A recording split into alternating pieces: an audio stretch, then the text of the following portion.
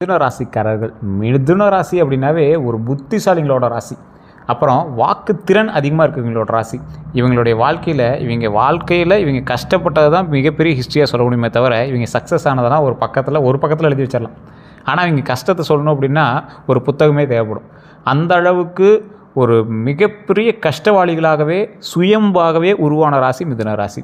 அவர்களை ஏமாற்றியவர்கள் ரொம்ப அதிகம். அதை பற்றிலாம் நம்ம ஃபுல்லாக பார்க்கலாம். யார் யார் ஏமாற்றினாங்க, உங்களை யாரால் ஏமாற்ற முடியும், யார் யாருக்கெல்லாம் நீங்கள் ஏமாந்தீங்க அப்படிங்கிறது எல்லாத்தையுமே பார்க்கலாம்.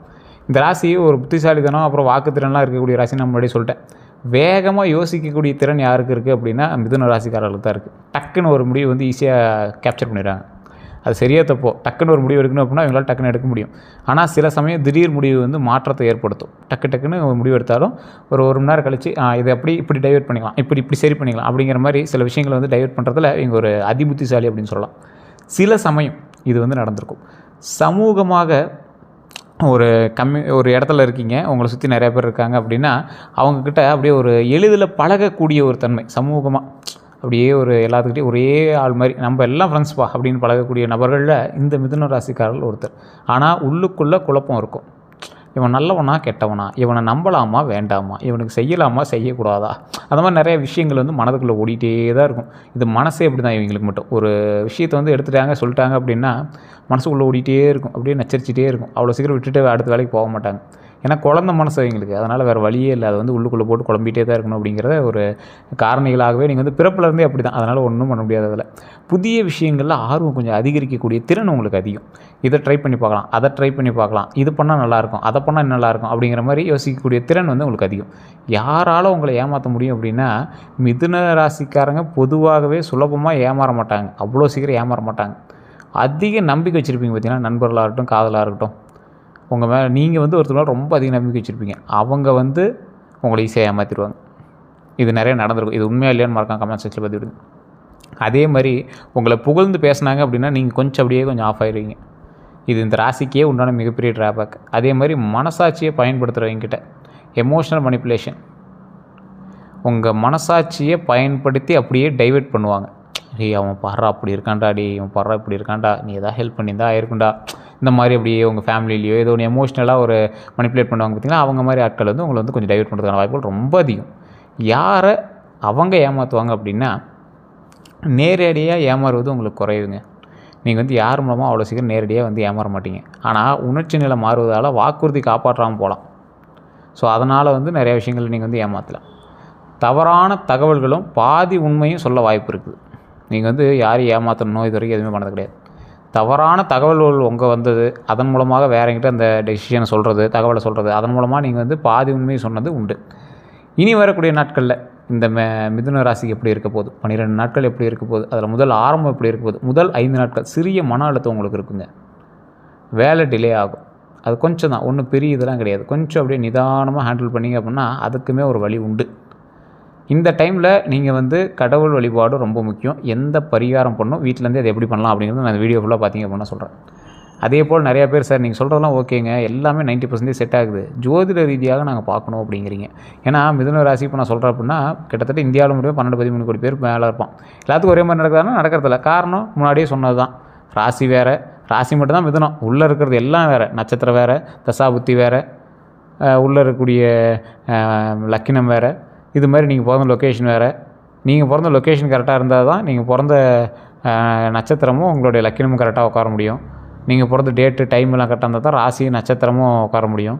ஸோ இந்த மாதிரி நிறையா விஷயங்கள் மாறுபட்டுச்சு அப்படின்னா, 1 டிகிரி மாறுபட்டுச்சு அப்படின்னா உங்களுக்கு நடக்கக்கூடிய தசாபுத்திகள் கிட்டத்தட்ட 6 மாதம் 1 வருடம் மாற்றம் ஏற்படும். கிரகத்தினுடைய பார்வை உங்களுக்கு எப்படி பார்க்குது அப்படின்னு. அதுக்கு தான் உங்களோட மேனுவல் புக்கு, நீங்கள் பிறந்தோடனே இதாம்பா உன்னோட மேனுவல் புக்கு அப்படின்னு ஒன்று கொடுத்துருப்பாங்க பார்த்தீங்களா, உங்கள் ஜாதகம். அதை வச்சா தான் செக் பண்ண முடியும். அதை நீங்கள் யாராவது செக் பண்ண அப்படின்னா கீழே ஜோதிடனுடைய நம்பர் கொடுத்துருங்க. ஜஸ்ட் கால் பண்ணுங்கள். அவர்கிட்ட நீங்கள் பேசி உங்களுடைய பிறந்த தேதி, பிறந்த நேரம், பிறந்த ஊர் சொன்னீங்க அப்படின்னா A to Z கம்ப்ளீட்டாக சொல்லிடுவாங்க.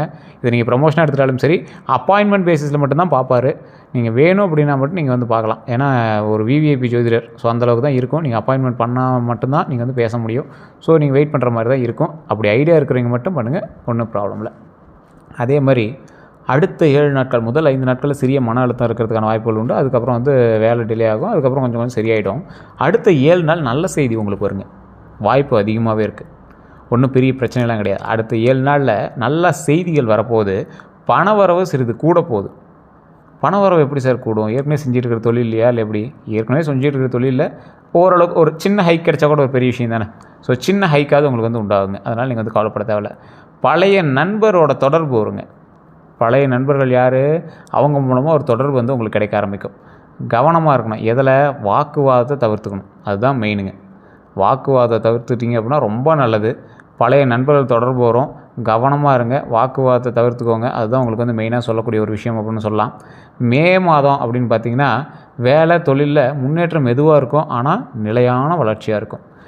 இந்த ராசிக்காரர்கள் எப்போவுமே இப்போதைக்குன்னு பண்ண மாட்டாங்க. எது பண்ணாலும் லைஃப் லாங்காக எங்களுக்கு செட் ஆகணும் அப்படிங்கிற மாதிரி பண்ணுவாங்க. சில சமயத்தில் வேணால் இப்போதைக்கு அதை பண்ணலாம், அப்புறம் நம்ம சரி பண்ணிக்கலாம் அப்படின்னு பண்ணிங்களே தவிர முழுமையாக ஒரு ப்ரீ பிளான்டாக ஒர்க்காக இருக்கணும், நம்ம மைண்டை வந்து ஃபிக்ஸ் பண்ணி அதுக்காகவே செட்டில் பண்ணணும் அப்படிங்கிற மாதிரி நிறைய வந்து நீங்கள் உங்களுடைய வேலைகளை வந்து நீங்கள் அதிகமாக இன்வால்வ் பண்ண ஆரம்பிப்பீங்க. உங்களோட டைம் ஸ்பெண்ட் பண்ண ஆரம்பிப்பீங்க.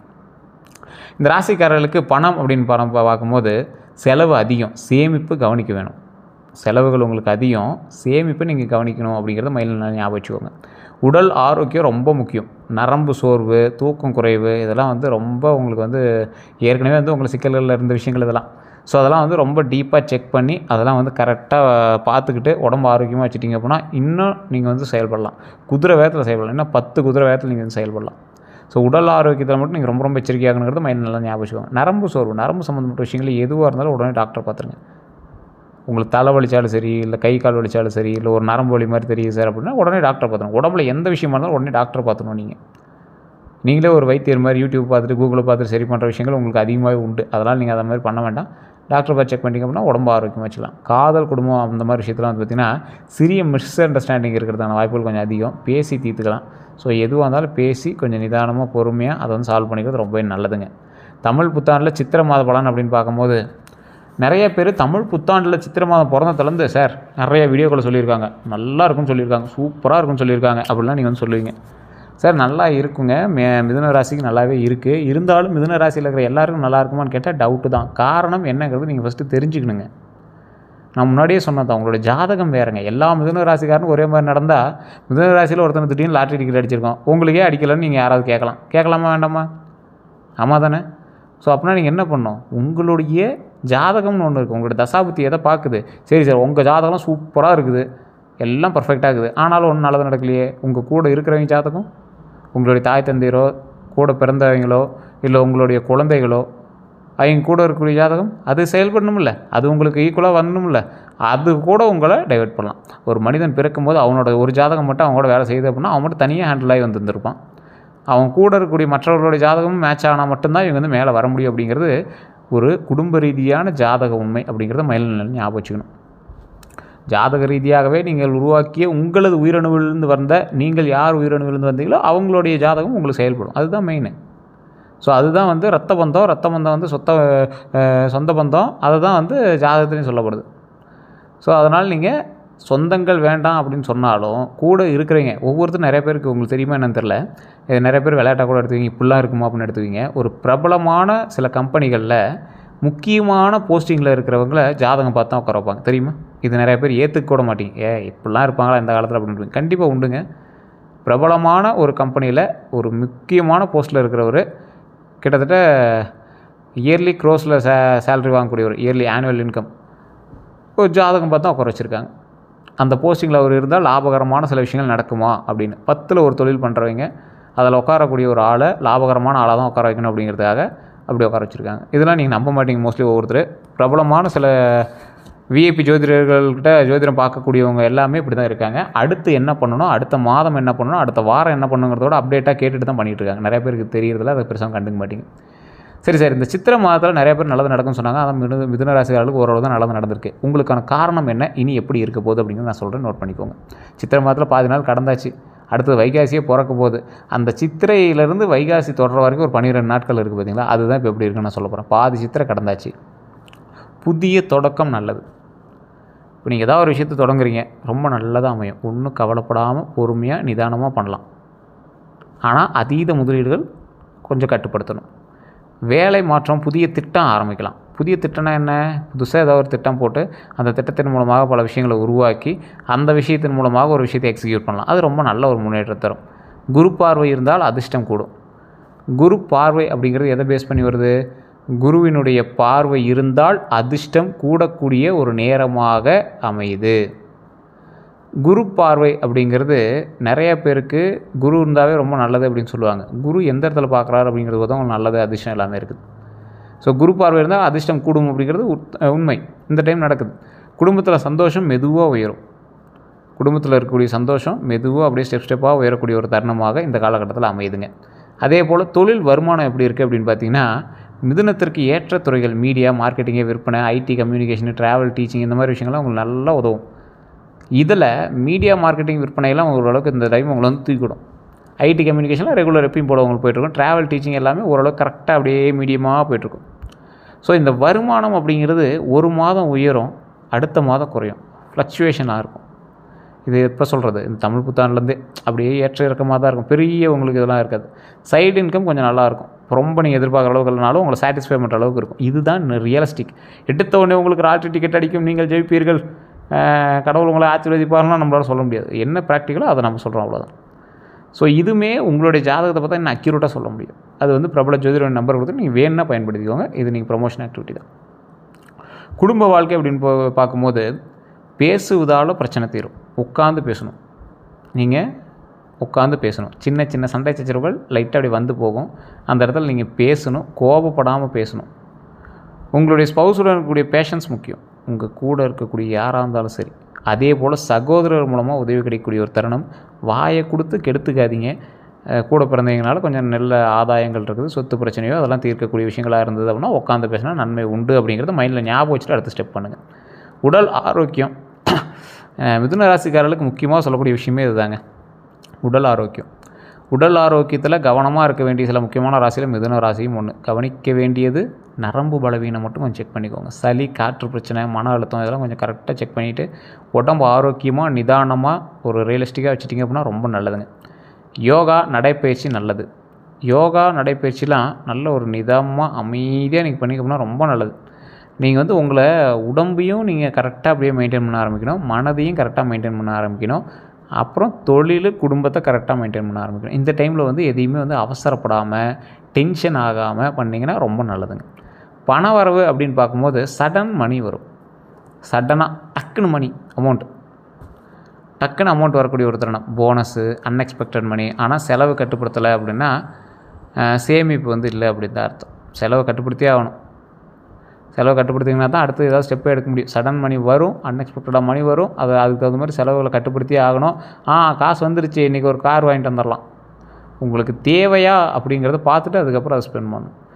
இன்றைக்கி ஒரு 1000 ரூபா 500 ரூபா வர வேண்டிய இடத்துல இன்றைக்கி 1000 ரூபா வந்திருக்கு, இன்றைக்கி போய் ட்ரீட் வச்சிடலாம். உங்களுக்கு பின்னாடி கடன் இருக்குங்கிறத நீங்கள் மறந்துட்டீங்க. உங்களுக்கு என்னென்ன தேவைகள் இருக்குது அப்படிங்கிறத நீங்கள் மறந்துட்டீங்க. இந்த மிதுன ராசிக்காரர்கள் பின்னாடி எத்தனை கஷ்டங்கள் இருந்தாலும் அந்த கஷ்டத்தை மறந்து அன்னைத்து காலகட்டத்துக்கு மட்டுமே பார்க்குறதுனாலேயே நிறைய கஷ்டங்கள் நீங்கள் அனுபவிச்சிருக்கீங்க. அதே போல் உங்கள் நண்பர்களும் உங்கள்கிட்ட பேசணும், பழகணவன், அக்கா, தங்கச்சி எல்லாருமே ரொம்ப பாசம் உங்களுக்கு. அந்த பாசத்தினுடைய வெளிப்பாடு நீங்கள் எல்லாமே கேட்டால் நீங்கள் எது வேணாலும் எடுத்து கொடுத்துருவீங்க. இவன் கேட்டால் எது வேணாலும் கொடுக்குறான், இவன்கிட்ட கேட்டால் கொடுப்பான் அப்படின்னு அவங்க வராங்க. மற்றவங்களை பார்க்கும்போது இவன் இழிச்சு வாயம்பா அப்படின்னு தோணலாம். அதே போல் உங்களுக்கு பார்க்கும்போது அவன் என்ன பண்ணால் அதுக்கு என்ன அப்படிங்கிற மாதிரி தான் உங்களுக்கு தோணும். உங்களுக்கு அதுக்கான ரியலிஸ்டிக்கான ஒரு விஷயமே தெரியாது. உங்கள்கிட்ட வாங்குறவனும் உங்களுக்கு ஈக்குவலானவன் தான், உங்களவுக்கு பணம் வச்சுருக்கிறவன் தான். அவன் சேமிப்பில் போட்டிருக்கான், நீங்கள் கடன் கொடுத்துட்டு வச்சுருக்கீங்க. அது ஒன்றும் உங்களுக்கு லாபகரமான கடன் கிடையாது. வட்டி வாங்கி அது மாதிரிலாம் கடன்லாம் நீங்கள் போட கிடையாது. ஒரு உதவியாக பண்ணுறீங்க. அதன் மூலமாக உங்களுக்கு என்ன பலன்? நீங்களே கடன் இருக்கீங்க, நீங்கள் ஒருத்தனுக்கு வந்து இனாமாக கடன் கொடுக்குறீங்க. லோன் வாங்கி நீங்கள் வாங்கிக்கிறீங்க, ஒருத்தன் இனாமாக கொடுக்குறீங்க. அது என்ன பலன்? நீங்கள் இழிச்சவன் அப்படின்னு தானே பேர். அவன் என்ன சார் சொந்தம் சார், சொந்தத்தை கொடுக்காமல் எப்படி சார் அப்படி இப்படிலாம் நிறைய பேர் சொல்லுவீங்க. அது உங்களுடைய விருப்பமானது. மிதுன ராசிக்காரர்கள் ஏமாற்றவர்கள், ஏமாற்றப்பட்டவர்கள் அப்படிங்கிறது நிறையா பேருக்கு தெரியும். இப்போ நான் சொன்னதெல்லாம் வந்து உண்மையாக இல்லையான்னு சொல்லுங்கள். நீங்கள் நல்லவன் சொல்லிவிட்டால் 10 ரூபா எடுத்து கொடுத்துருவீங்க அந்த மாதிரி. ஸோ அந்த மாதிரி ஒரு மனநிலை கொண்ட, குழந்தை மனம் கொண்ட ஒரு நபர் நீங்கள். ஸோ பண வர விஷயத்தில் மட்டும் கொஞ்சம் எச்சரிக்கையாக இருந்தீங்க அப்படின்னா நீங்களாம் அடுத்த ஒரு 1.5 வருஷம் 2 வருஷத்தில் நீங்கள் ஊருக்குள்ளே ஒரு முக்கிய புள்ளி. பண விஷயத்தில் நீங்கள் முன்னாடியே அதை சரி பண்ணி தான் நீங்கள் இந்நேரம் ஒரு முக்கிய புள்ளியாக இருந்திருப்பீங்க பண விஷயத்தில். குண விஷயத்தில் இன்றைக்கும் நீங்கள் தான் பெரிய ஆள். இந்த ஆள் குணம் நல்ல குணையா, யாரை பார்த்தாலும் நல்லா பேசுவான், யாரை பார்த்தாலும் எழுந்து நின்று பேசுவான், இவன் தான் ஒரு தனி மனிதன், எவ்வளோ வளர்ச்சி வந்தாலும் இவன் மற்றவங்களை மறக்க மாட்டான். இந்த மாதிரி விஷயங்கள் தான் முன்னேற்றி கொண்டுவதற்கு மிக சிறந்த பாதைகளாக அமையுதுங்க. எப்பேற்பட்ட நபர்களும் சரி, எப்பேற்பட்ட நபர்களும் சரி, குணம் சரியாக இருந்தால் மட்டும்தான் பணமும் கையில் தங்கும். உங்களுடைய குணம் நல்லா இருக்குது, சில டைம் வந்து பணம் உங்கள் கையில் இல்லாமல் இருக்கலாம், முக்கியமான டைமில் பணம் வந்து நம்ம கைக்கு வந்துடும். ஸோ அதனால் பயப்படவும் தேவையில்லை, கோவப்படவும் தேவையில்லை, டென்ஷன் ஆகவும் தேவையில்லை. அதே போல் முக்கியமாக உங்களுக்கு சொல்லணும் அப்படின்னா, முடிவு எடுக்கும்போது அவசரம் வேண்டாம். ஏதாவது ஒரு விஷயம் முடிவு எடுக்கிறீங்க, ஒரு அவசரமான இது எடுத்தே ஆகணும் அப்படிங்கிற கண்டிஷனில் யோசித்து எடுக்கலாம், ஒன்றும் பிரச்சனை இல்லை. டக்கு டக்கு டக்கு டக்குன்னு எல்லாம் முடிவு எடுக்கணும்னு அவசியம் இல்லை. அவசரம் எதுக்கு எடுத்தாலும் அவசரம். ஒரு டக்குன்னு கையில் ஒரு அமௌண்ட் கிடைக்குது, கார் வாங்குறீங்க, டக்குன்னு ஒரு அமௌண்ட் கிடைக்குது, லேண்டு டாக்குமெண்ட்ஸ்லாம் செக் பண்ணாமல் லேண்டு வாங்குறீங்க. இந்த மாதிரி நிறைய விஷயத்தில் அவசரம். யாரையும் அதிகம் நம்பாதீங்க, யாரையுமே அதிகம் நம்பாதீங்க. இதுதான் உங்களுக்கு மெயினான ஒரு விஷயம். யாரையும் அதிகம் நம்பாதீங்க, நம்பவும் வேண்டாம். கம்யூனிகேஷன் தான் உங்களுடைய பலமும் பலவீனமும். நல்லா பேசுங்க, பேசினா உளறிடாதீங்க.